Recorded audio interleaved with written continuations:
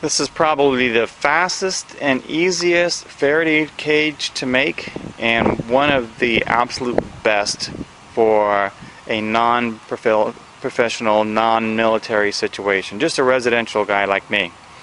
This is a steel garbage can I picked up at Home Depot yesterday, and it is going to be my Faraday. Matter of fact, it is my Faraday cage.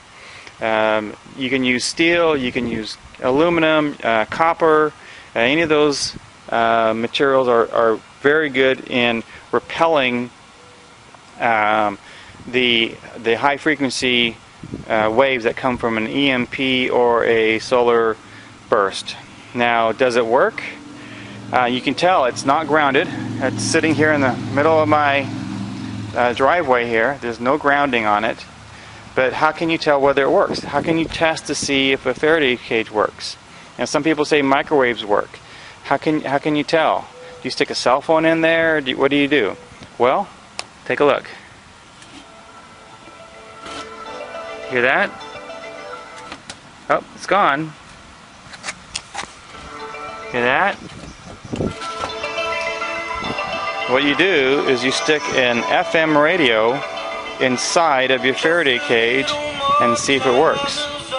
Now what's interesting, when I put this radio in, if I have the lid on, you can still hear the radio playing. Let me get a little closer. And when I bring the lid over, it's still playing. I don't know if you can hear it. But when I put the lid down, now all I hear is static. There is absolutely no music at all. Open it up a little bit. Just a tad, break that seal, and you can hear it. The bigger the opening, the more frequency you get in there. So, you want to make sure that you have a Faraday cage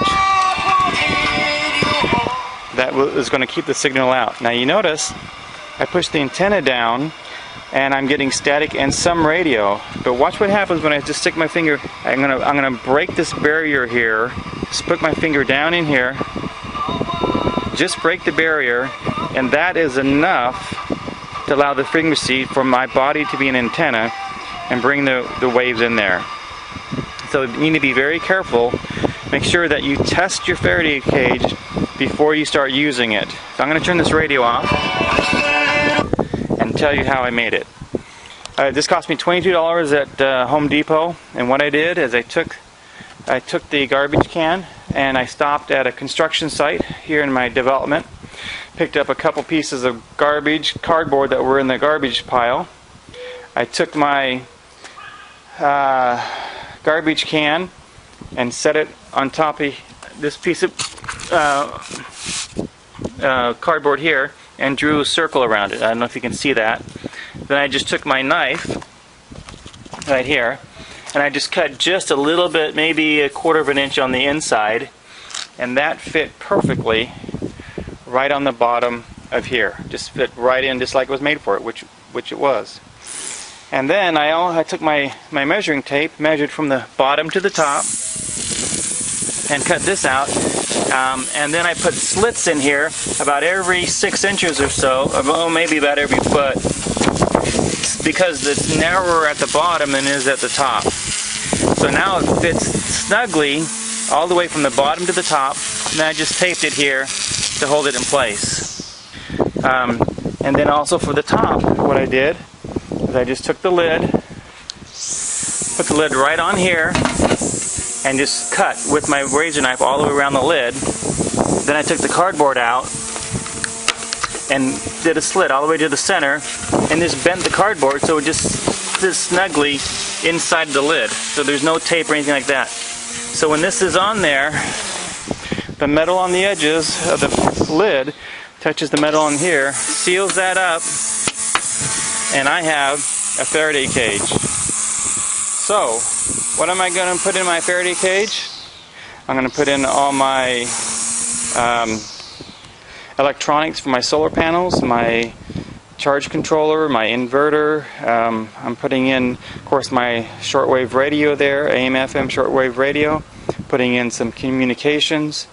putting it in my backup drive for my computer.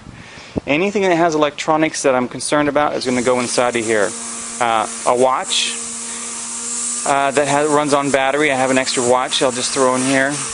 Now, something you can do is you can have what's called a nested Faraday cage, and that is when I put this radio in here, I'm actually going to put it in its either back in its box or in its case, and then I'm going to wrap the aluminum foil around it. That way I've got a shield around this, and it's inside of a shielded container. That's called a nested Faraday cage. I'll do a report on this shortwave radio in another video, but it's the #1 radio, bar none. It's the for the price. It's the #1 rated radio for shortwave. So if you're thinking about a Faraday cage, I also have some EMP bags. I bought them at empbags.com. I got them from the owner, actually, from empbags.com, who is a good friend of mine and has done a tremendous amount of research on EMP bags. But that's another video. So for something quick, easy, and you can just put things in. And again, these things I'll take the battery out of the radio and all the electronics when I put them in here. Also store batteries in here. I'm putting CFL lights in here, or whatever they're called, the little fluorescents, because those are electronic, and I'm certainly not going to use incandescent lights on my with my solar panels, because they'll use up too much power. So think about what has electronics and put it in here. You want to unplug the power cords, because those power cords act as an antenna, or any other external wiring, and get yourself protected for what may or may never come. But with solar flares, you know, at a peak in 2013, and with possible EMP from nuclear blast, high elevation nuclear blast, maybe something you want to consider. For $22, I think it's probably a really, really good investment. This is LDS Prepper out.